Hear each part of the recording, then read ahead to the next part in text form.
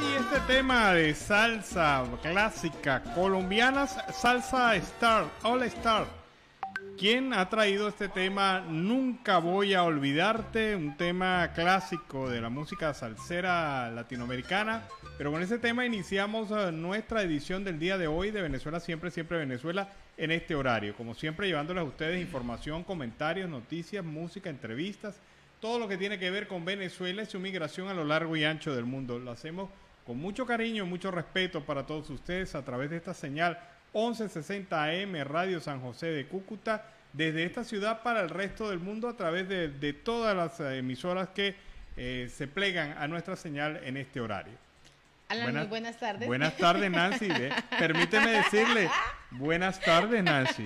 Buenas tardes, Alan, y buenas tardes a toda esa amable audiencia que está aquí en este dial, en el 1160 Radio San José de Cúcuta, de nuestras redes sociales oficiales en Facebook, Instagram, Twitter, en YouTube, en la página web www.siemprevenezuelaweb.com, www.siemprevenezuelaweb.com, en enlace con Radio Delfín 1060 AM. Saludamos en el Control Master a Alex Meneses y a John Camacho, Alan Peralta con Registro Nacional 0715 y quien les habla, Nancy Pacheco, con Registro Nacional 0713, el Colegio Nacional de Periodistas, Seccional Norte de Santander. Bienvenidos a esta primera ronda informativa en Siempre Venezuela, Venezuela es Noticia. Bueno, y el embajador de los Estados Unidos en Venezuela, Jane History, considera que posiblemente la operación denominada por el gobierno Mano de Hierro, empleada por el régimen de Nicolás Maduro en contra de la corrupción y el narcotráfico, es para lavarse la cara frente a la Corte Penal Internacional. Ocurre, según History, que esas acciones demuestran la fragilidad de las instituciones venezolanas. Están utilizando la operación Mano de Hierro para ir detrás de algunas personas y no de todos los involucrados. Asimismo, considera que también es una manera de mostrar que el PSUV tiene información de todos y hay que mantener solidez. Queremos que los que están en Miraflores regresen a las negociaciones en México, dijo el embajador. History insistió en que Estados Unidos está ávido de que las partes regresen a negociar en pro de buscar soluciones a los problemas del pueblo venezolano. Regresar a México es la única forma de lidiar con los problemas de la institucionalidad. Si queremos ver que los que están en Miraflores regresen a México y que comiencen a hablar de las cosas que de verdad cuentan para los venezolanos, en cuanto a si el gobierno de Estados Unidos estaría dispuesto a negociar la liberación de Alex Saab por avance con el gobierno de Maduro, History insistió en que esto no es posible. No tenemos capacidad de intercambiar a Alex Saab por algo. Hay un proceso judicial. Nosotros pasamos 15 meses trabajando con el gobierno de Cabo Verde y felicitaciones a ellos por mantenerse firmes en sus leyes. Así están las cosas. Esto es lo que ha señalado el embajador History, que entre otras cosas añadió que el gobierno de los Estados Unidos le ha otorgado la suma de casi 2.000 millones de dólares al pueblo venezolano dentro y fuera de Venezuela para apoyar el tema de las necesidades de la migración. Y la Unión Europea reafirma el compromiso con la comunidad andina por apoyar a los migrantes venezolanos. Pues así, la Unión Europea tiene esa intención de ofrecer un apoyo continuo a esta comunidad andina, al organismo de integración conformado por Bolivia, Colombia, Ecuador y Perú, por sus enormes esfuerzos en la integración de millones de migrantes y refugiados venezolanos. Todos estos países han tenido que afrontar retos ingentes para acoger e integrar a miles y millones, como lo es el caso de Colombia, de refugiados y migrantes. Así lo ha subrayado en el día de hoy Leonor Viera, responsable adjunta para América Latina del Servicio Europeo de Acción Exterior. Viera también destacó la enorme presión que la presencia de refugiados y migrantes venezolanos sobre los sistemas económicos, laborales, educativos y además sanitarios de esas naciones, sobre todo durante el tema de la pandemia. Bueno, y el Observatorio de Derechos Humanos de la Universidad de los Andes ha señalado que en Venezuela los gobernantes han destinado miles de millones de dólares para financiar un sistema educativo universitario paralelo, donde prima la ideologización por encima de la situación educativa, además la discriminación política. Afirma el Observatorio de la ULA, de la Universidad de los Andes, que no se justifica la asfixia aplicada a las universidades autónomas ni a su personal docente, administrativo, técnico y obrero. Asfixia que se manifiesta con la reducción absoluta de los presupuestos además de las condiciones difíciles en las cuales se ha colocado las universidades al no poder pagar ni siquiera los gastos de la nómina para el sistema educativo en cada una de ellas. Y con ingresos empobrecidos, las familias zulianas aplican una estrategia, la estrategia para sobrevivir, que van desde comer menos o dejar de comer, según lo ha revelado la Comisión para los Derechos Humanos del Estado Zulia en su informe de seguridad alimentaria. En octubre del 2021, pues este estudio que se presentó el día de hoy arroja que 8 de cada 10 hogares consumieron alimentos que menos les gusta o más baratos entre 3 o 6 veces a la semana. De 6 de cada 10 dejaron de desayunar, almorzar, cenar, entre otros 3, 5 veces a la semana. Y de 8 a 10 han disminuido el tamaño de las porciones de la comida entre 3 y 6 veces a la semana. La investigación de Codex está basada en los resultados generales de la quinta encuesta sobre seguridad alimentaria aplicada a 1.200 hogares en los municipios Maracaibo, San Francisco, Mara, Cabimas y Lagunillas del 14 al 23 de octubre del año 2021. Bueno, y una visión de Venezuela es la que observamos a través de estas dos informaciones. La primera la señala el economista y especialista en el análisis político Adrúbal Oliveros, quien indica que el Fondo Monetario Internacional publica un estudio donde muestra que Venezuela está entre los países con más pérdidas de clases presenciales en el mundo y con serias consecuencias para la dinámica social. ¿Qué quiere decir esto? Que Venezuela estaría desfasando a sus niños del sistema educativo porque los está colocando en condiciones poco competitivas frente a otros sistemas educativos en Latinoamérica. Es evidente, si los niños no van a clases, si no pueden recibir las clases ni siquiera de manera virtual, y debido a los problemas de infraestructura, a los problemas de pago de docentes, todos los problemas generalizados que están relacionados al tema de la escuela, obviamente el país deja de ser competitivo y estos niños están siendo muy pobremente educados y por lo menos tendrán menos posibilidades ante el mundo. También, en otra onda, el Observatorio de Conflictos de Venezuela señala que la principal preocupación de los venezolanos sigue siendo el respeto a los derechos laborales, es en unas condiciones de país que no garantizan una vida digna para gran parte de los venezolanos.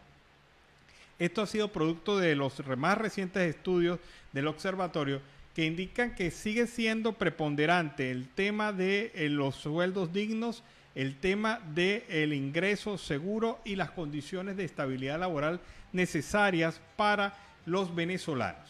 Y a esta hora, en Siempre Venezuela, siempre vamos con el primer reporte de nuestro corresponsal, Carlos Uzcategui, El Miura.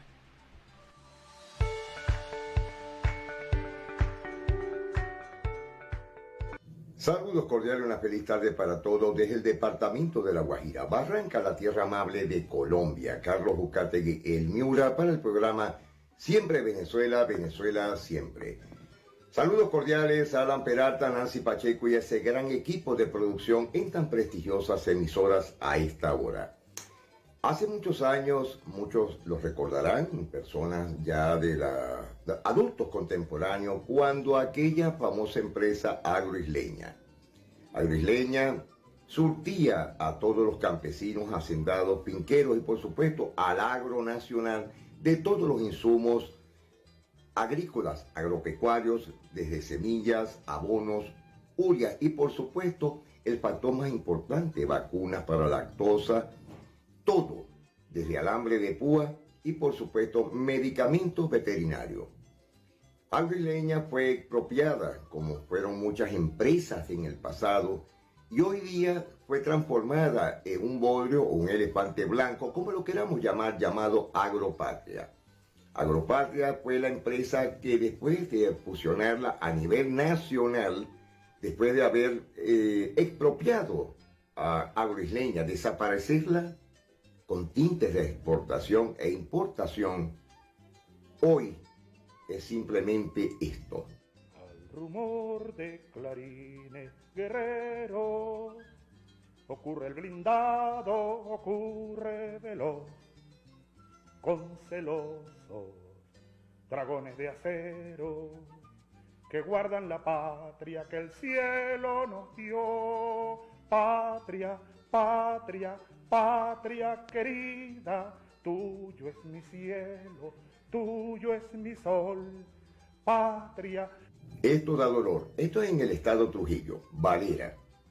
Una hermosa ciudad, hoy totalmente abandonada. Gobiernos van, gobiernos vienen, alcaldes que no han logrado hacer nada, ni un equiparamiento mental para poder producir algo para el agro. La zona cafetalera de Boconó, por supuesto de Chejendé y todas esas zonas que circundan desde Betijoque y Nostú, por supuesto los nevados de la zona de Trujillo, carecen totalmente de insumos agropecuarios. Esto es lo que ha hecho el régimen con nuestro sector agropecuario. Bueno, ya con otro tema tenemos a nuestro corresponsal en Maracaibo, Estado Zulia, Venezuela, al líder político y corresponsal de Maracaibo para el programa Siempre Venezuela, Venezuela Siempre, Jorge Parra. Jorge nos va a versar el tema de la situación del Hospital de Niños, uno de los hospitales más emblemáticos de Venezuela, desde el Estado Zulia. Muy buenas tardes a la audiencia de ese prestigioso programa Siempre Venezuela. Un emotivo saludo y un fuerte abrazo a mis amigos Alan Peralta, la doctora Nancy Pacheco y Carlos Uzcategui y el Miura. Esta semana el gran drama del Zulia es la crisis hospitalaria, la falta de insumos en el Hospital de Niños de Maracaibo. Un hospital que este pasado fin de semana fue abarrotado con casos virales. Los casos de Omicron infantil están creciendo de forma indetenible en el Zulia y como lo hemos venido diciendo, aquí en este emblemático hospital no hay insumos. Las madres salen con las manos en la cabeza, sabiendo de que los tratamientos son de altísimo costo en un Zulia que se cae a pedazos y en un Zulia donde el poder adquisitivo cada día está peor. Aquí me encuentro con una de las madres afectadas que quiere brindar una declaración. Por favor, señora, unas declaraciones para Siempre Venezuela. Póngase de este lado su caso, por favor, explíqueselo a la audiencia. Buenas tardes. Bueno, en mi caso ahorita tengo el bebé hospitalizado, no hay insumos, piden jeringas, piden todo tipo de insumos, desde la mariposa hasta la jeringa, todo. Y aquí no hay nada. No hay para hacer exámenes, o sea, esto es horrible. Te piden una placa de tórax, no tiene para hacer. Me mandaron a pedir una placa de tórax para el bebé porque pensaban que era COVID, le hicieron la prueba y salió negativa, pero ahora me piden una placa de tórax para ver si el problema de la dificultad para respirar es porque tiene el corazón grande. Y no tengo la manera los recursos para hacérselo. Bueno, como lo hemos venido transmitiendo, muchas gracias, señora. La crisis hospitalaria en el Zulia sigue creciendo de forma indetenible y nosotros hacemos un llamado a la gobernación del estado Zulia y a la alcaldía de Maracaibo para que tomen cartas en el asunto, se pongan las manos en el corazón y vengan a verificar el caso del Hospital de Niños de Maracaibo, el hospital más emblemático que existe en la ciudad. Y aparte de eso, dimos un recorrido por la ciudad de Maracaibo y en realidad está terrible. Fueron 8 años de descuido regional y 4 años de descuido municipal. Y es por ello que nosotros seguiremos siendo los garantes de la verdad en un Zulia que se cae a pedazos sin respuesta del gobierno nacional. Desde Maracaibo, Estado Zulia, seguiremos transmitiendo para ese gran programa Siempre Venezuela. Jorge Parra. El programa Siempre Venezuela, Venezuela Siempre se caracteriza ante todo por ser una revista migratoria. Hoy vamos a tener una historia con un detalle muy importante. Un pensionado, o como se hacen llamar en la isla de Cuba, retirado, marino mercante, que a raíz del acontecimiento de lo que ha venido sucediendo allá, sobre todo con el factor alimenticio, ya no podían hacer más nada. Unos abuelos con una niña de 8 meses. Observen. Buenas noches. Me llamo José Díaz Porto y soy retirado de la Marina Mercante con un salario de 1.678 pesos. Fíjense que si ese salario es bueno, que yo, o sea, le tuve que poner al refrigerador de mi casa el coco. ¿Por qué? Porque lo único que tiene es agua adentro. Yo le voy a enseñar y demostrar. Mira, eso es lo que tengo. Y este pedacito de carne que me dan para 30 días. Para la niña. Para la niña que tiene 8 meses. Esa niña de 8 meses pide de todo. Pide leche, que no hay leche. Pide compota, que no hay compota.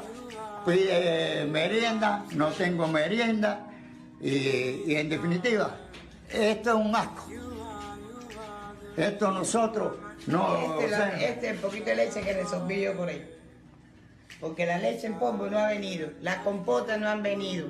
Yo tengo que ir a las canteras por ir por los montes a buscar chatarra y hierro y todo eso para poderlo ayudar a él, porque el sueldo, él cobra de 24 en 24. Nos morimos de hambre si nos estamos muriendo, si aquí no hay nada que comer. Y nosotros lo que pedimos es libertad, libertad, patria y vida, porque el pueblo se está muriendo de hambre y entonces los dirigentes son los que están viviendo, barrigones y gordos. Este hombre, después de que hizo viral este video, le fue quitada la pensión. Están pasando peores situaciones, hambre, amenaza y por supuesto el gobierno lo castiga quitándole la tarjeta de alimentación que tiene más de 60 años. Esto es muy lamentable porque es lo que queremos nosotros ver para Venezuela. A muy pesar que en Venezuela ya ha pasado esto, con el caso de los consejos comunales que esperan mes a mes la cajita del CLAC en la zona de Caracas, que esperan la misión Negra Matea, que es en la única parte donde se ve, y por supuesto algunos mercales que todavía existen en algunos estados del país. Es muy lamentable estos hechos, pero esta es una gran realidad. Señores, nos estamos despidiendo a esta hora. Carlos Ucategui, el Miura para el programa Siempre Venezuela, Venezuela Siempre. Mil bendiciones para todos. Bueno, fue el trabajo presentado por Carlos Ucategui, el Miura, este reporte que nos ha permitido ver la realidad desde Venezuela, la realidad del país y de otras regiones del mundo. Con este reporte nos vamos a la pausa comercial musical del momento y al regreso seguimos acá en Venezuela Siempre, Siempre Venezuela. Seguimos acá en Venezuela Siempre, Siempre Venezuela, Gracie Rendón y el tema Los Besos. Los besos y con besos iniciamos el segundo segmento de Venezuela Siempre, Siempre Venezuela en la tarde de hoy. Seguimos con más información.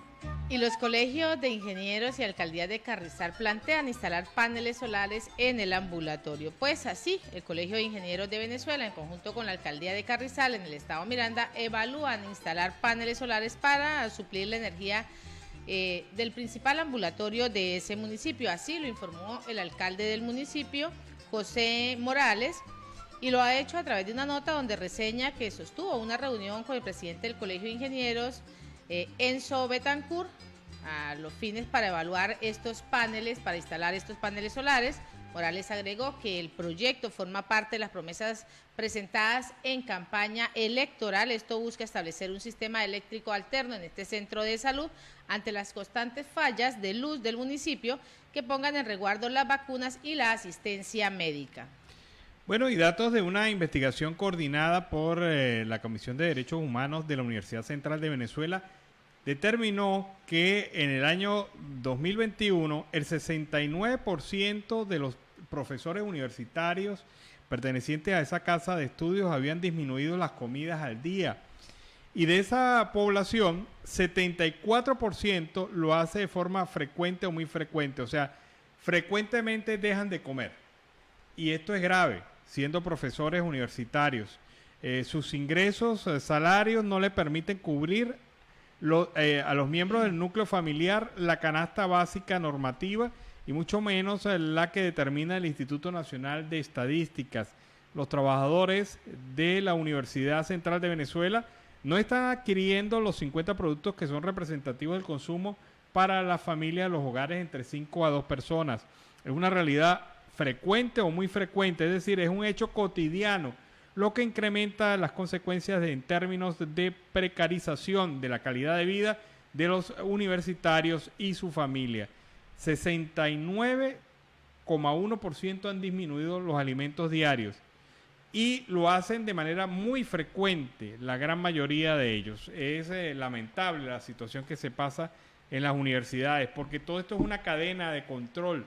Es una cadena de control que va desde la disminución de los presupuestos universitarios, la crisis económica general del país y la condición de universitarios, profesionales de altísimo nivel que ahora se ven sobreviviendo y usando alternativas para poder mantenerse vivos. Y la Junta de Comisionados aprobó el 1 de febrero la creación de un documento de identidad para los migrantes que residen en Miami, en el sureste de la Florida, sin importar el estatus migratorio. Pues el plan presentado por la alcaldesa del condado de Miami, Daniela Cava, se sumó a otras ciudades con alta recepción de migrantes. La medida fue presentada cuando Livins todavía era comisionada y se busca beneficiar a decenas de miles de indocumentados que viven en esta región.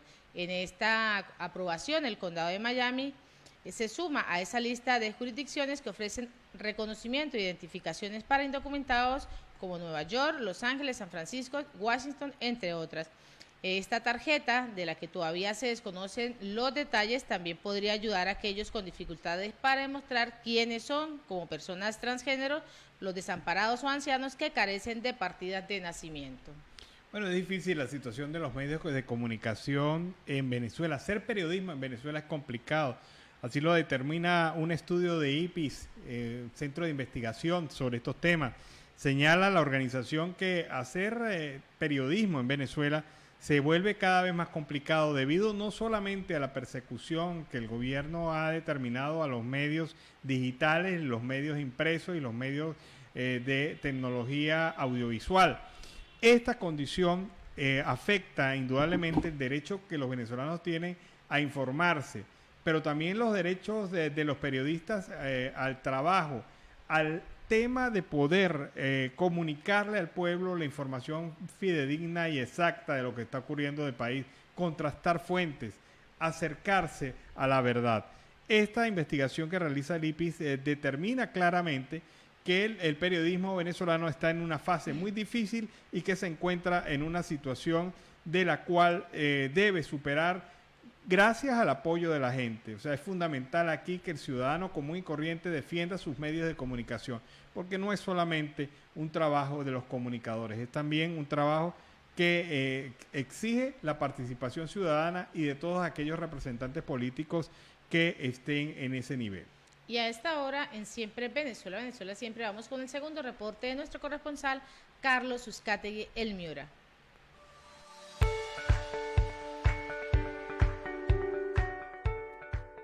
Saludos cordiales y una feliz tarde para todos desde el departamento de La Guajira. Carlos Uzcategui, El Miura, para el programa Siempre Venezuela, Venezuela Siempre.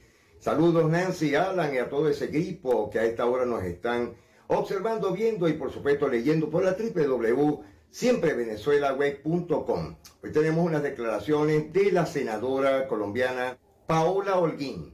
Bastante consecuencias internacionales con el régimen de Nicolás Maduro y por supuesto la persecución, un tema muy variado que nos está especificando su análisis muy personal y categórico sobre el caso Venezuela.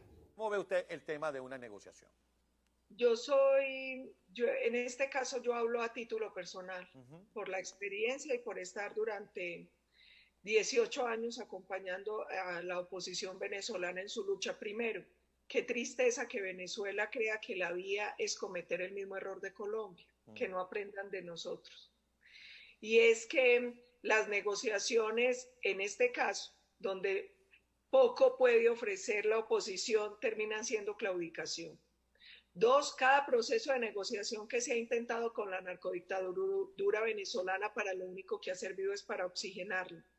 Tres, yo me pregunto, ¿qué se puede negociar con una estructura criminal? Colombia lo hizo con la FARC y lo único que terminó haciendo fue entregándoles por la vía política lo que ellos no habían logrado por la vía armada. En Venezuela la narcodictadura ya logró su cometido, que es gobernar, controlar, acabar con ese pueblo. Yo me pregunto, ¿qué pueden negociar?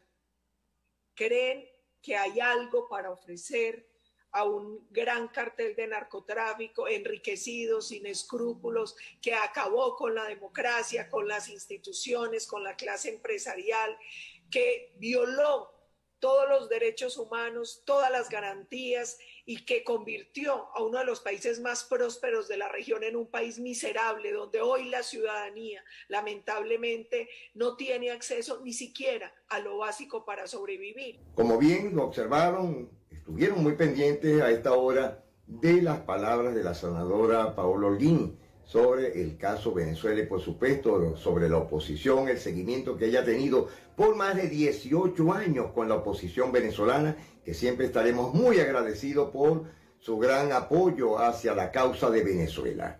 Bueno, para nadie es un secreto lo que ha venido sucediendo en Venezuela en los 23 años que tiene el régimen de Nicolás Maduro, conjuntamente con el de Hugo Chávez Frías, sobre las nuevas profesiones. Situación muy encarecida, muy triste de lo que ha venido haciendo el venezolano por seguir trabajando, conseguir el sustento alimentario. Hoy vemos con una preocupación muy, pero muy grande el caso de esta profesión. Se trata de los mineros del Guaire en la capital de Venezuela, Caracas, donde como perfectos submarinistas se abocan a buscar en las aguas que son servidas aguas sucias y por supuesto contaminantes del río que atraviesa toda la capital de Venezuela. Una profesión que se han abocado ellos para poder localizar prendas, relojes, monedas, algo que sea de valor y por supuesto la chatarra. Observemos.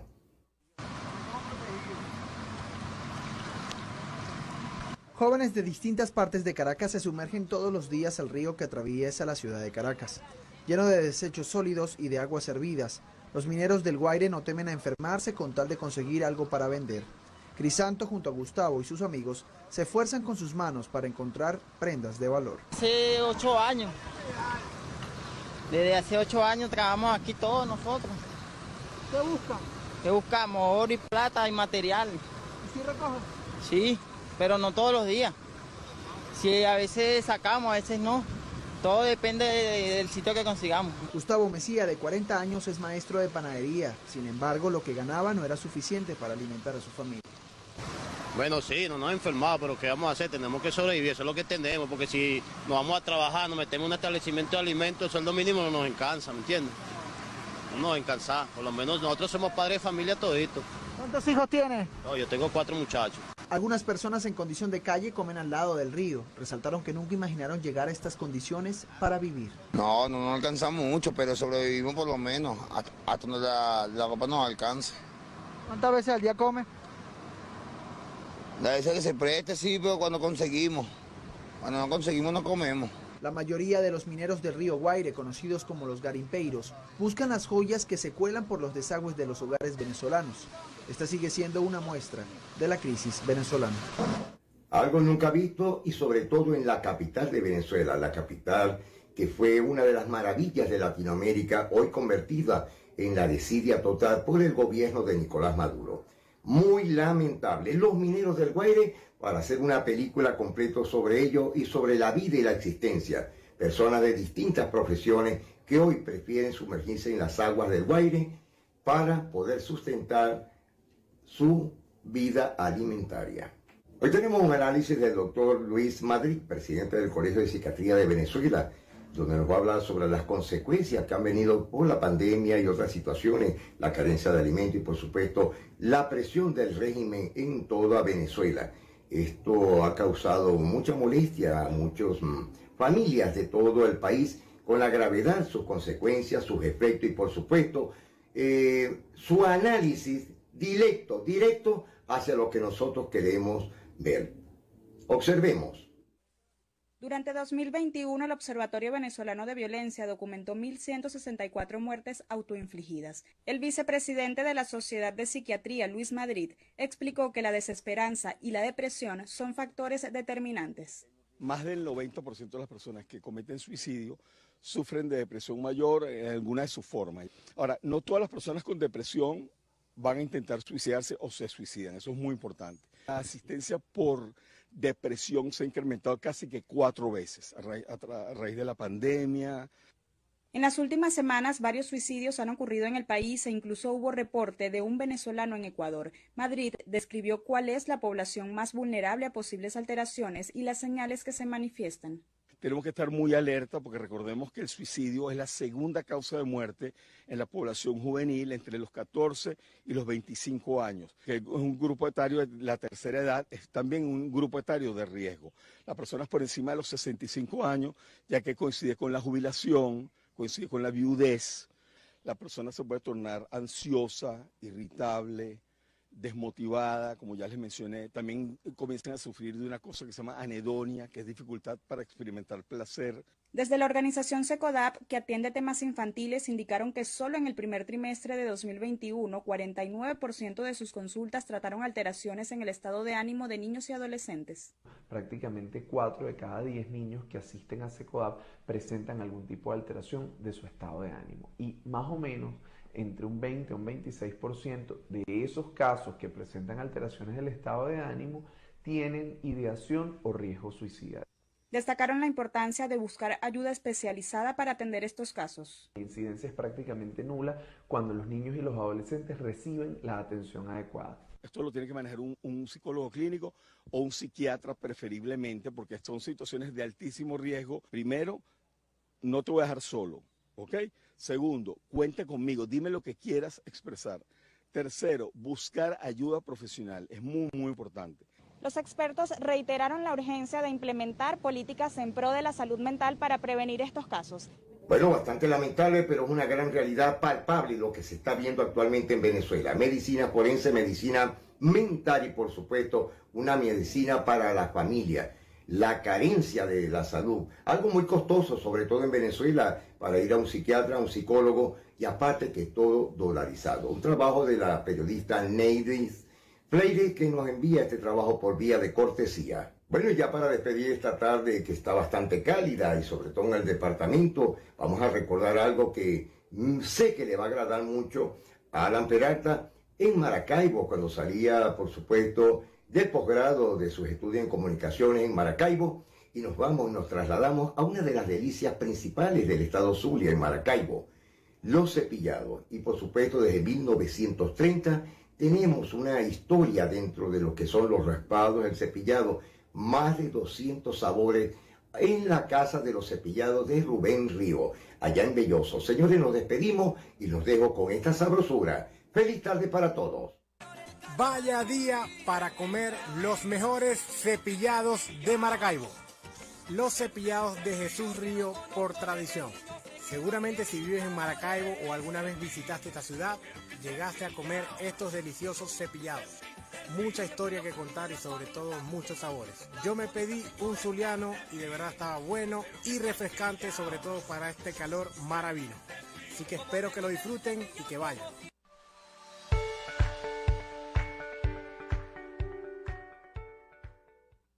Ese fue el reporte de Carlos Jucati y el Miura desde la Guajira Binacional. Sí, claro, cómo no, comimos mucho cepillado por allá, pero bien sabroso. Cuando en zona caliente usted prueba su heladito, su raspadito, como le dicen, acá, como le dicen en Colombia, lo prueba y además que allá le meten un poco de ingenio, le ponen sabores diferentes y lógicamente pues pasa mejor, pasa más rico esto.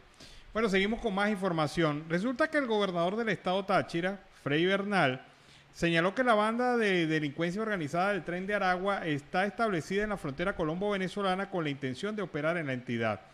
Ha señalado que el Tren de Aragua se ha establecido en La Parada con el amparo de la Policía Nacional de Colombia.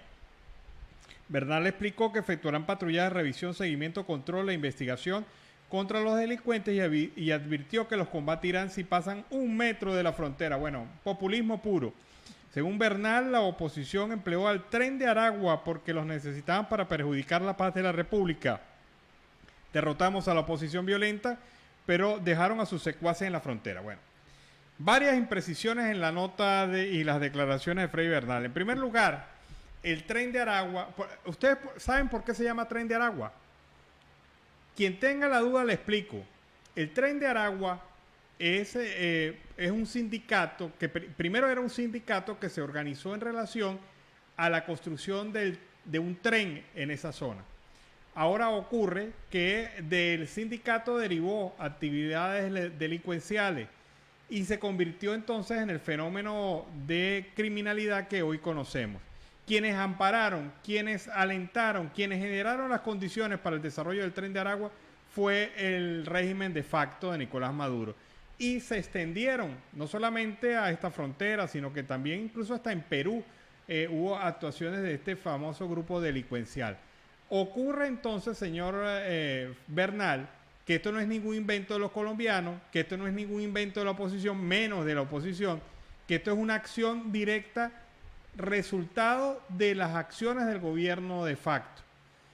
Y usted es corresponsable de eso, porque usted era jefe o directivo del área de inteligencia y permitió también esta formación. Así que usted conoce muy bien el Tren de Aragua y lo conoce muy bien porque desde adentro lo formaron, lo generaron, lo organizaron, le dieron armas, le dieron posibilidades dentro de estos famosos pactos de cooperación con los delincuentes en todo el país, esas zonas de paz que ustedes crearon y que se convirtieron después en las zonas de desarrollo de los grupos violentos de delincuencia en Venezuela. Así que no venga con una coba a esta frontera. Ustedes lo generaron, ustedes lo desarrollaron y ahora se quieren hacer las víctimas de una operación que ustedes mismos crearon. Por favor, señor Bernal, eso es descaro puro. Eso es descaro puro. Y es que en medio de esas declaraciones que da Bernal, se realiza, es a través de las trochas, están cobrando 35.000 pesos, eso quiere decir $10, y no se salva absolutamente nadie. Nadie se salva de esos cobros y los hacen puntuales, los fines de semana pasan recogiendo esos $10. Entonces, es lamentable la situación como a través de la frontera, a través de las trochas, se viene amparando este tipo de delincuencia. Bueno, es la situación entonces que ocurre en la zona de frontera. Seguimos con más información. Y la propiedad privada es un derecho. Víctimas de invasiones en Caracas protestaron en la Defensoría del Pueblo, pues el coordinador del Frente de Defensa del Norte de Caracas, Carlos Julio Rojas, ha denunciado desde la Defensoría del Pueblo, junto a las víctimas, las recientes invasiones en la capital. Le exigimos al defensor Alfredo Ruiz que no sea cómplice por omisión o por acción de la oleada de invasiones en Caracas. Esto es lo que ha venido expresando. Además, Rojas también indicó que hay centenares de invasiones que se han registrado en la capital desde los últimos años. Hubo 53 en el 2020, 93 intentos de invasión en el 2021 y este 2022 ya hay más de una decena. Esto se ha venido puntualizando a la fecha.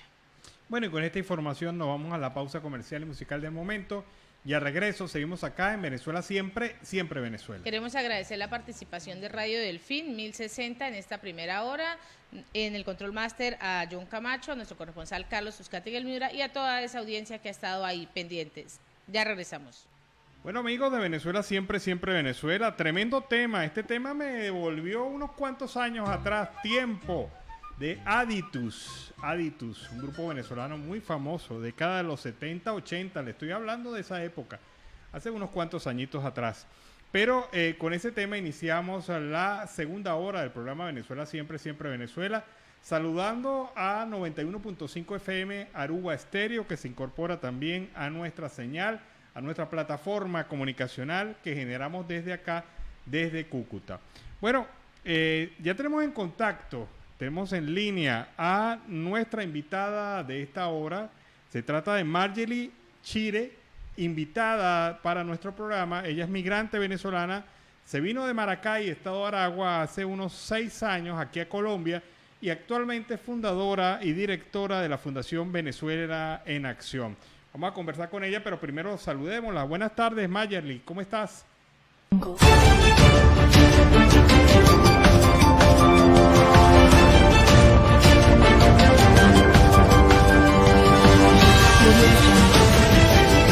Te estamos escuchando, Marjorie, te estamos escuchando. Gracias por la invitación. Es un placer, de verdad, hoy estar con ustedes.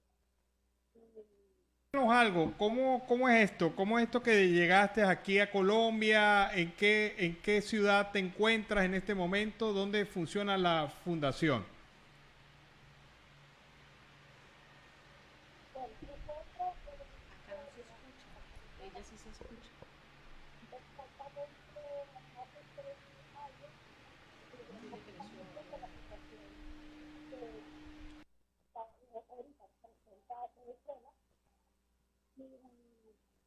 Bueno, esta fundación nosotros la creamos hace 2 años, viendo la problemática que venimos presentando los venezolanos en el departamento de Caracas. Este es un flujo migratorio que bueno, para nadie es un secreto, las necesidades y aparte de las necesidades, como se dice, la salud mental de todos los venezolanos cuando llegamos aquí se vio bastante deteriorada, porque el cambio siempre impacta, ¿no? Y bueno, esta fundación la creamos entre varios venezolanos, también colombianos retornados y colombianos de acogida, con el objetivo de hacer una asistencia humanitaria, un desarrollo social e integral en esta población. Y bueno, realizamos hace un año y hoy hacemos incidencia en el municipio con la población.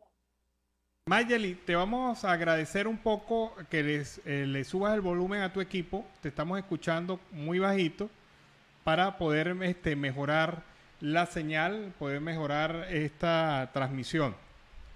Vamos a ver si podemos corregir ese detalle y seguimos entonces con la entrevista.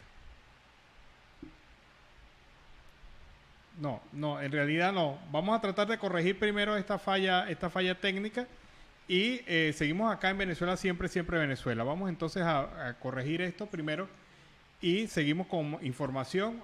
Vamos a tratar de conversar posteriormente con Marjorie sobre esto. Bueno, hay una información interesante y es la pregunta que yo me hago, que me he hecho durante todos estos días.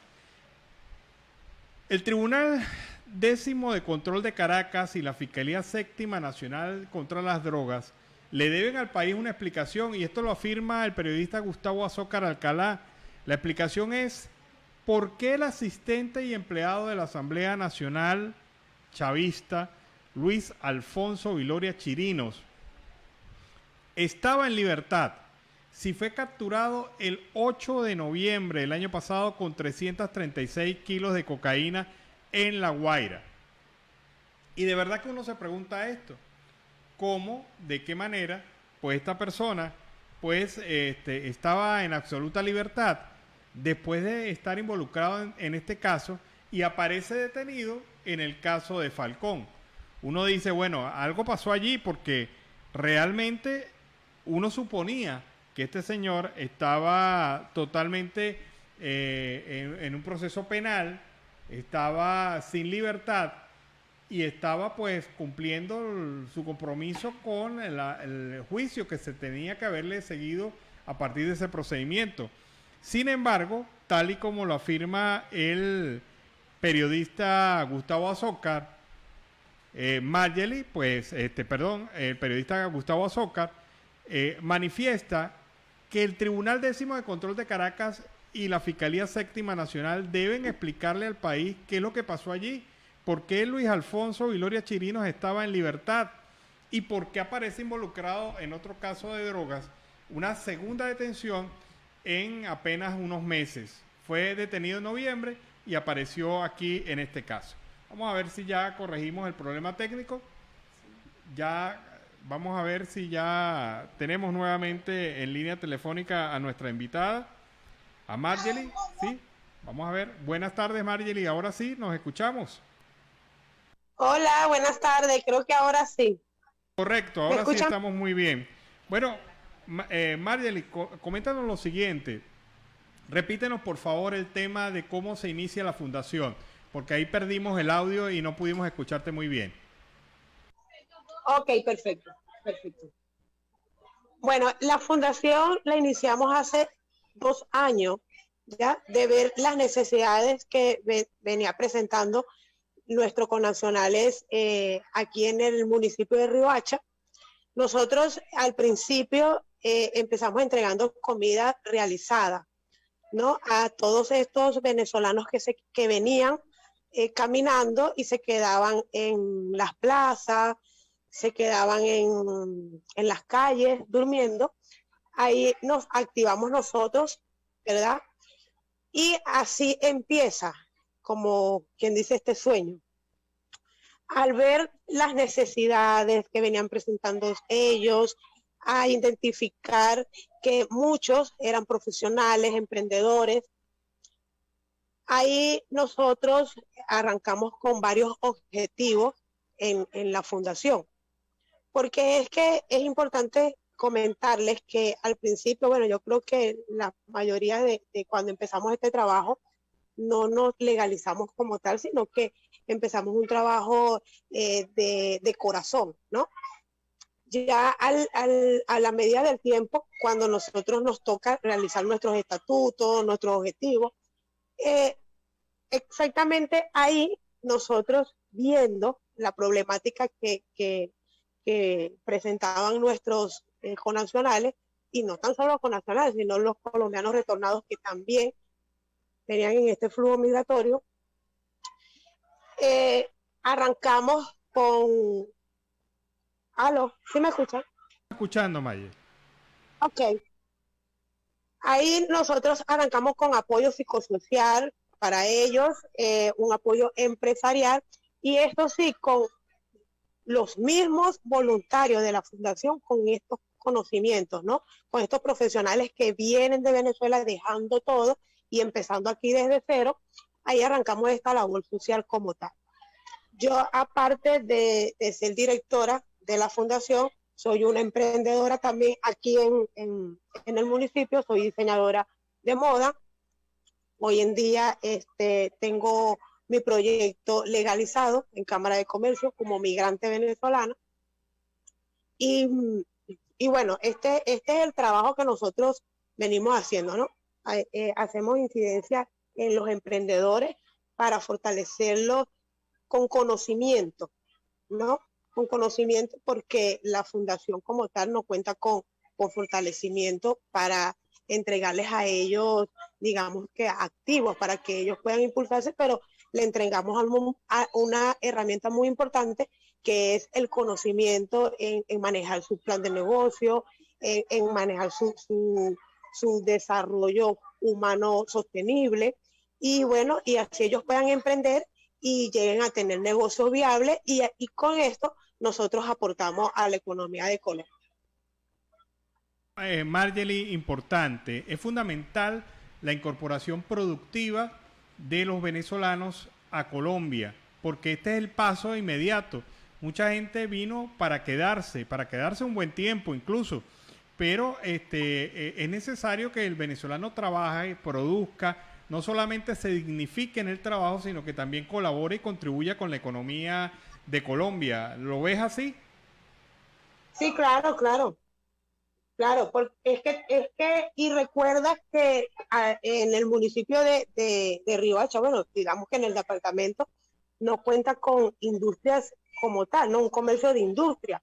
Entonces aquí los venezolanos les ha tocado la mayoría de trabajo independiente, ¿no? Y entonces con este apoyo que nosotros le ofrecemos a ellos, ellos llegan a emprender, ¿no? Y así generan empleo, porque esa es la idea que se quiere, ¿no? ¿Han logrado algún tipo de convenio que les permita apoyarlos un poco más allá de la formación? Digo yo, con créditos blandos, con ayuda blanda. ¿Han conseguido algún tipo de apoyo por otra vía? Bueno, como te comentaba, nosotros apenas tenemos un año, bueno, no sé si lo escucharon en el otro audio, apenas tenemos un año constituido. Ya nosotros para este año hemos ingresado en el GIF, aparte que somos miembros de la Coalición por Venezuela, y por ahí hemos hecho varias articulaciones, y sí, tenemos varios proyectos donde esperamos, ¿no? Este año darle como que mejor impulso a todos estos emprendedores. Marjorie, ¿cuál es la visión que tienes tú sobre el migrante que está llegando en este momento a Colombia? Ustedes pues han venido realizando este trabajo desde hace algún tiempo y han visto seguramente cómo el migrante se ha modificado. No es el mismo que llegaba antes, ahora es otro. ¿Cuál es la visión que tienen ustedes sobre este tema? No, no es el mismo. El venezolano que llegaba hace años llegaba con una mentalidad, ¿no? Estoy 6 meses en Colombia y me devuelvo a mi país, ¿no? No, ya el venezolano que está retornando, ese es el venezolano que ya está pensando en establecerse y un futuro tanto para sus hijos como para su familia, ¿no? Entonces, nosotros con estos venezolanos que tenemos focalizados, que le hemos hecho un seguimiento, con ellos nuestro trabajo es estabilizar que ellos puedan ser autónomos y puedan salir adelante. Ese es el trabajo que ahorita estamos haciendo con estos emprendedores. ¿Y cuál es la situación de los colombos venezolanos, aquellos que tienen doble nacionalidad y que vienen de retorno desde Venezuela hacia Colombia? No te entendí, ¿cómo? ¿Cuál es la situación de los retornados, de los colombos venezolanos que vienen desde Venezuela para Colombia? Es que ellos fíjate que la mayoría de los binacionales, ¿no? Ellos estuvieron en Venezuela tantos años y a ellos al regresar, ellos están en la misma posición que el migrante, ¿no?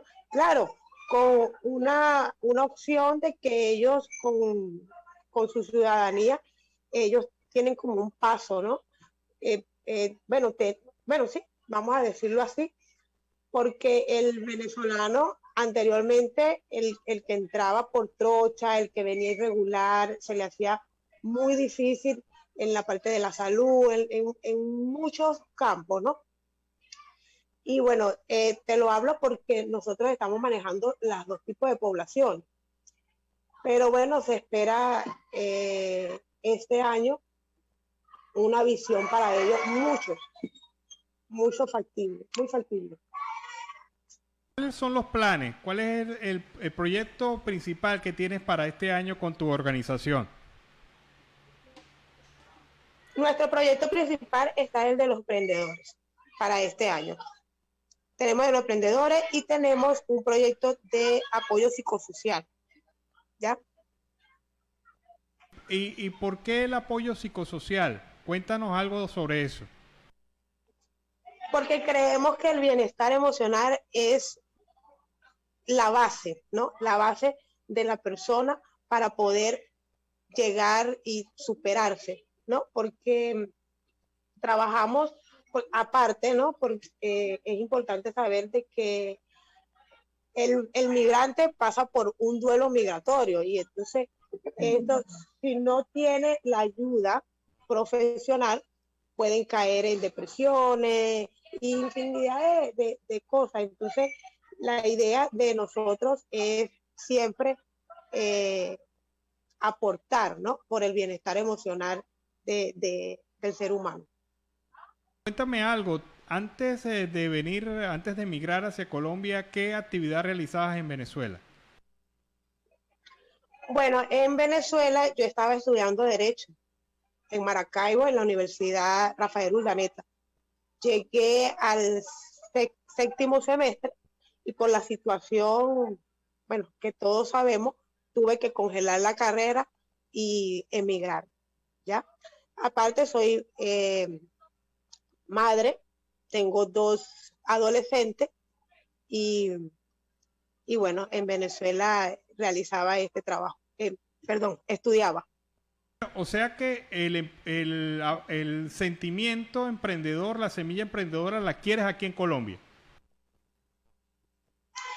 Pues esta semilla siempre la tuve, ¿no? Siempre.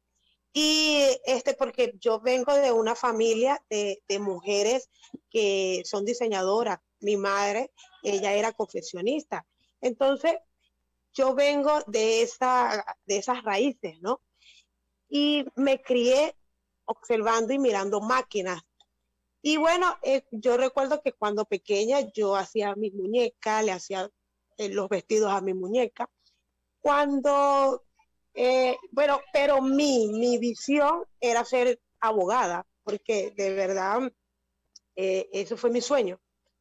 Y cuando me toque emigrar, ¿no? Veo de que no puedo seguir con mis estudios aquí. Entonces, por una necesidad vivida, que fue con mis hijos, porque cuando llegué bastante, con muchas necesidades. Yo recuerdo que le dije a mi esposo, no, yo voy a hacerle los vestidos a mi hija y voy a hacerle y él me dice, ve, ¿y tú sabes coser? Bueno, yo me crié cosiendo y sí, claro, recuerdo. Y empiezo yo a coser a mano, porque empecé cosiendo a mano. Y él queda sorprendido y hasta yo quedo sorprendida de mis habilidades, porque de verdad no sabía que tenía esta habilidad en mis manos, ¿no? Este don. Entonces, desde ahí arranco con mi proyecto. Mi proyecto se llama Verónica Fashion B. Bien, qué bien. De verdad que bien bonita esa experiencia que has tenido y sobre todo cómo convertiste una dificultad en una oportunidad. Y creo que esa es la visión de todos los emprendedores. Pero muchas gracias, Marjorie. Marjorie Chire, quien es presidenta y fundadora, directora de la Fundación Venezuela en Acción, con la que hemos conversado durante la tarde de hoy. Muchas gracias. Gracias a ustedes por la participación. Bueno, y seguimos acá en Venezuela, siempre Venezuela. Bien bonita esta historia, porque demuestra una persona que de verdad tiene espíritu emprendedor. Transformarse, adaptarse a las circunstancias, superar las necesidades y sobre todo construirse un futuro. Y ahí está ella, construyéndose un futuro. Vámonos a la pausa comercial y musical del momento y a regreso seguimos aquí en Venezuela siempre Venezuela. Bueno, y este era Lazo con ese tema, hasta ese día. Y ese tema nos sirve para iniciar el último segmento, la última porción de Venezuela siempre Venezuela en la tarde de hoy.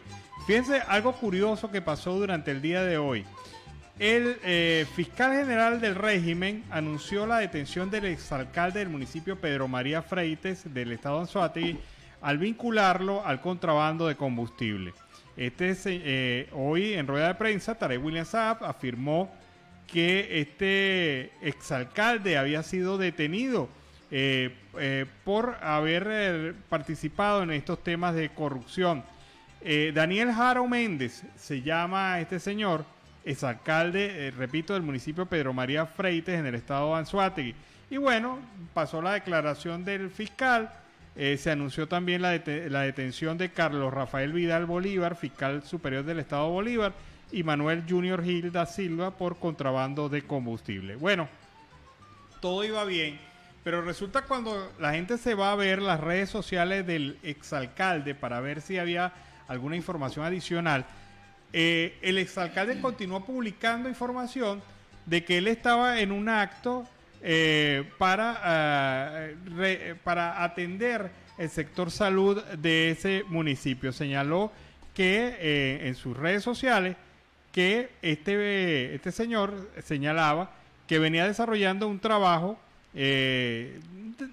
afanoso para la consecución de recursos para el sistema de salud y conjuntamente con otros altos funcionarios del estado de Anzoátegui, pues estaba en actos de inauguración y de firma y de formación de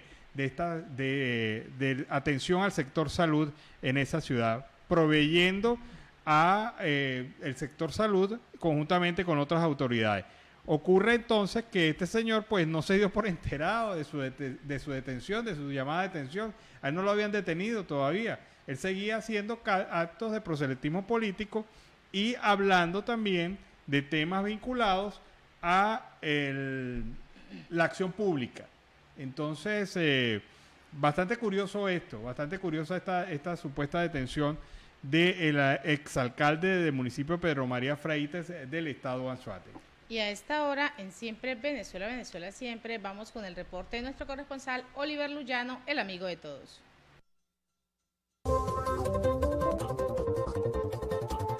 ¿Qué tal, amigos de Siempre Venezuela? Desde esta zona de frontera, desde Arauca, reporta para ustedes el amigo de todos, Oliver Luyano, guariqueño y de Zaraza. Mis amigos, y en este contacto vamos a presentar para ustedes algunas de las noticias más importantes acá en Colombia. Y más de 240.000 venezolanos cuentan con documento PPT para permanecer en Colombia por 10 años. con la expedición masiva de 52.000 tarjetas de permiso de protección temporal PPT a migrantes venezolanos en Bogotá la semana pasada. Ya suman 240.000 los entregados por Migración Colombia en todo el país. Las autoridades migratorias colombianas se encuentran en una carrera contrarreloj antes de que concluya el mandato del presidente Iván Duque el próximo 7 de agosto. Así lo señaló el director de Migración Colombia, Juan Francisco Espinosa, durante una jornada en el Movistar Arena en la capital del país, donde entregaron PPT, vacunaron y afiliaron al sistema de salud a los venezolanos que participaron en esta jornada. El PPT le permitirá a los migrantes venezolanos permanecer en Colombia durante 10 años.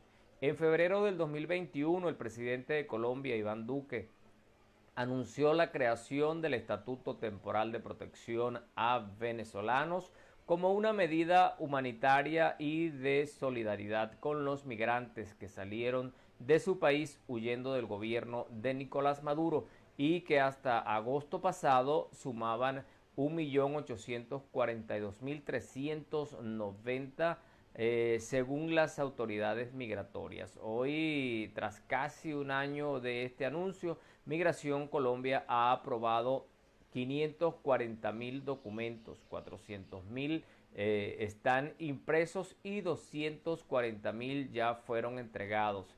Así lo destacó el director de Migración Colombia. Destacó además, este documento, es muy importante decirlo, no es una promesa y no viene con ningún paquete gratuito detrás. La entrega de este documento es una llave maestra que permite abrir puertas. El permiso de protección temporal PPT es un documento con doble fotografía, con lectura mecánica y un código QR con todas las garantías de seguridad. Así lo recalcó Juan Francisco Espinosa. El documento PPT permite a los venezolanos afiliarse al sistema de salud, al régimen de pensiones, educarse en Colombia, acceder al sistema de financiamiento o a un trabajo digno en condiciones laborales iguales a los de los colombianos.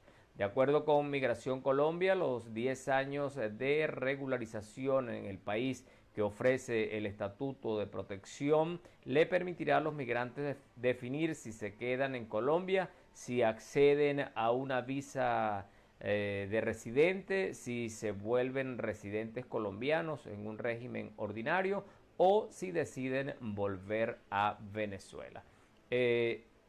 También destacó que hay miles de migrantes que desconocen que hay un proceso para regularizarse y acogerse al estatuto que permitirá a los migrantes acceder a los servicios de salud y sistema de seguridad. El funcionario recordó que todavía hay plazo, pero que tienen que apurarse para poder estar pues en este programa que ha permitido la regularización de los venezolanos acá en Colombia. Hemos conocido en Arauca, se han entregado un importante número de documentos, lo se está haciendo en la cancha Las Corocoras. La organización Cáritas de Colombia también está haciendo un proceso para el registro en el CISBEN. También es noticia, amigos, no cesa la violencia en Arauca. En menos de 24 horas, 3 asesinatos, 5 secuestrados y 2 militares heridos. Sobre las 8 de la noche de este 2 de febrero, se conoció el asesinato de Hernán Naranjo Quintero, quien fue secuestrado el 1 de febrero en la vereda Corocito del municipio de Tame. El cuerpo de la víctima fue encontrado en un paraje rural conocido como Pueblo Seco, en la vía entre el centro poblado de Puerto Jordán y el Botalón, jurisdicción del municipio de Tame, Piedemonte araucano. Hay que recordar que su esposa e hijos publicaron un video el 1 de febrero, el cual fue difundido por toda la región, donde pedían que le respetaran la vida a su padre y esposo. Sobre esta situación de violencia, la Defensoría del Pueblo, a través de su cuenta Twitter, señaló: rechazamos el homicidio del señor Hernán Naranjo Quintero, quien el día de ayer había sido retenido por grupos armados ilegales en la vereda Corocito, zona rural del municipio de Tame. Esperamos que las autoridades den con los responsables de este crimen, señalaron. Por otra parte, también se conoció que a esa misma hora se produjo la retención de 5 conductores de volqueta por parte de elementos armados en zona rural de Arauquita. La situación se habría presentado en la tarde de este 2 de febrero, cuando un grupo de estos vehículos al servicio de la Compañía de Servicios Petroleros Tecnioriente circulaba por las veredas La Victoria y San Miguel, zona rural del municipio de Arauquita, donde adelantaban trabajos de mantenimiento vial en ese sector. Los conductores retenidos por varias horas fueron liberados sobre las 8 de la noche, logrando reencontrarse con sus familiares en Arauquita. Sobre estos hechos, la Unión Sindical Obrera USO se pronunció y dijo que como organización sindical condenamos este tipo de hechos que violan los derechos de los trabajadores. En otro hecho de orden público, a las 12:04 de esta madrugada, se presentó un ataque con explosivos a una patrulla militar en la vereda Las Guadúas, municipio de Fortul, sobre la vía que conduce de Fortul a Saravena, donde murió el soldado profesional Edilson Giovanni Roncancio Carrillo, de 29 años de edad, y resultaron heridos 2 uniformados. Por último, en horas de la madrugada de este 3 de febrero, se reportó el asesinato de un hombre en el sector Mateplátano, zona rural de Saravena. Hasta el momento se desconoce la identidad de la víctima. Bueno, mis amigos, esto es lo que ocurre en el departamento de Arauca, con la situación que ya todos conocen de inseguridad y orden público. Mientras, bueno, seguimos pendientes de todo lo que acontece en esta zona. Desde acá, desde Arauca, reporta para ustedes el amigo de todos, Oliver Luyano, guariqueño y de Saraza. Bueno, seguimos acá en Venezuela Siempre, Siempre Venezuela, y seguimos con más información. Y a esta hora vamos con un reporte que nos hace llegar desde Cali nuestra compañera Hindú Ocampo, conectando Caminos por los Derechos. Escuchemos. Llegó la mazamorra. Llegó la mazamorra. ¡Épale! Llegó lo que esperaba. El audio boletín, el beta verificado. No dejes que te jueguen kikiriwiki. Para la oreja y preparen un negrito, que lo que traemos, tú sabes, está claro, no es labia, es la pura verdadita. Hola, hola, ¿cómo están todos? Bienvenidos nuevamente a Conectando Caminos por los Derechos, el audio boletín mensual de Colombia Check, en el que les contamos cuánta verdad hay en las desinformaciones que circulan en las redes sobre migración venezolana. Todo sea porque no los anden chalequeando por ahí con tanto cuento que aparece todos los días. Cojan consejo, que aquí les traemos el primer audioboletín del año. Habla para ustedes Paula Andrea Jiménez, sí, la de Televen. Año nuevo, chismes nuevos, mi gente. Tengo para contarles que en redes se viralizó una publicación que cita a una supuesta representante de migrantes venezolanos en Santander llamada Amanda Duarte, quien asegura que estos tienen que recurrir, entre comillas, a robar para llevar buen dinero a su país. Pilas, que como dicen por ahí, una cosa es una cosa y otra cosa es otra cosa. En nuestro ejercicio de verificación no encontramos nada sobre Duarte y los datos que reunimos reiteran una vez más que no existe ninguna relación directa entre el incremento de delitos y la llegada de personas desde Venezuela.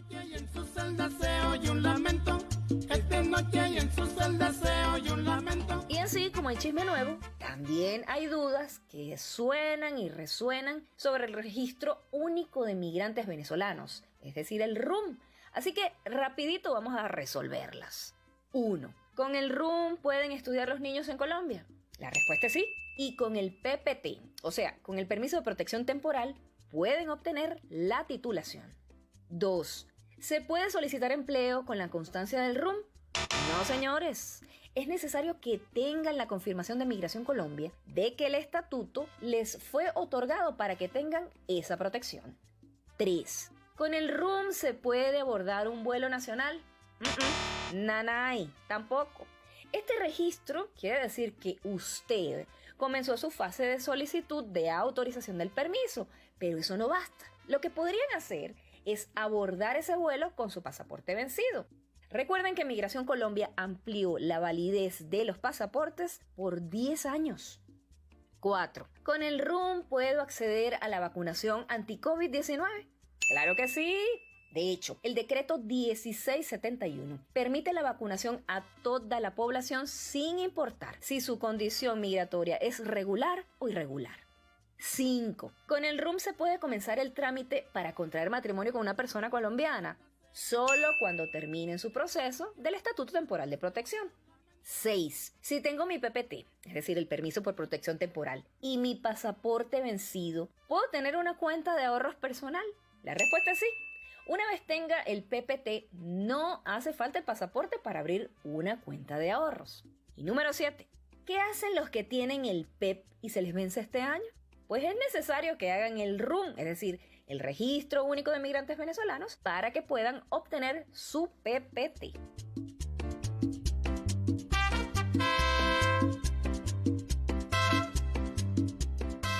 Y aquí, ustedes saben, nos gusta hablar con las cuentas claras y el chocolate espeso. Sabemos que abrir una cuenta bancaria puede convertirse en un dolor de cabeza para muchos, pero no se me estresen. Mejor oído aquí para que entiendan y se monten en el bus de las finanzas. Lo primero que tienen que saber es que ustedes pueden abrir cuentas bancarias y billeteras electrónicas, tanto con el PEP como con el PPT, con cédula de extranjería o pasaporte, incluso si ya está vencido. Y abran el ojo, porque ningún banco debe negar un producto financiero a un migrante venezolano por tener PEP vencido, porque este documento sigue vigente, ¿adivinen hasta cuándo? Hasta el 28 de febrero de 2023.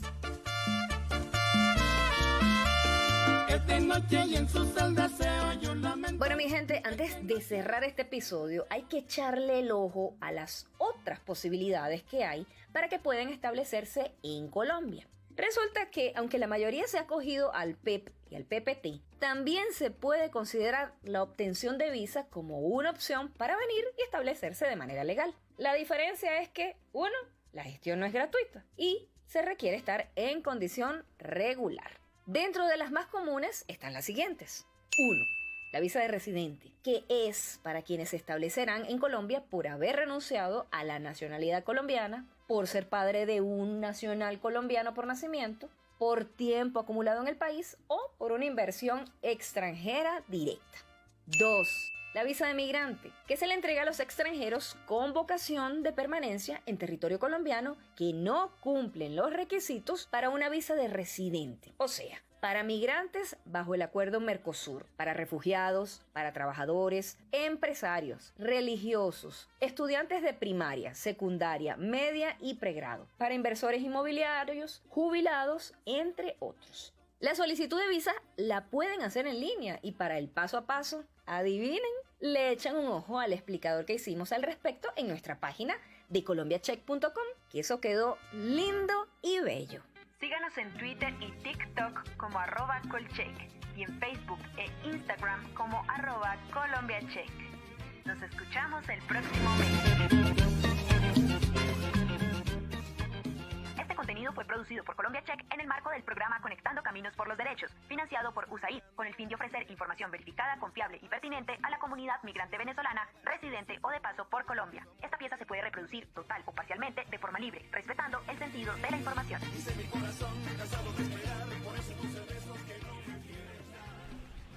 Bueno, y este es el reporte preparado por la organización Colombia Check, que nos permite entonces darnos un paseíto por la verificación de la información y sobre todo por la claridad en temas relacionados con la migración en este país.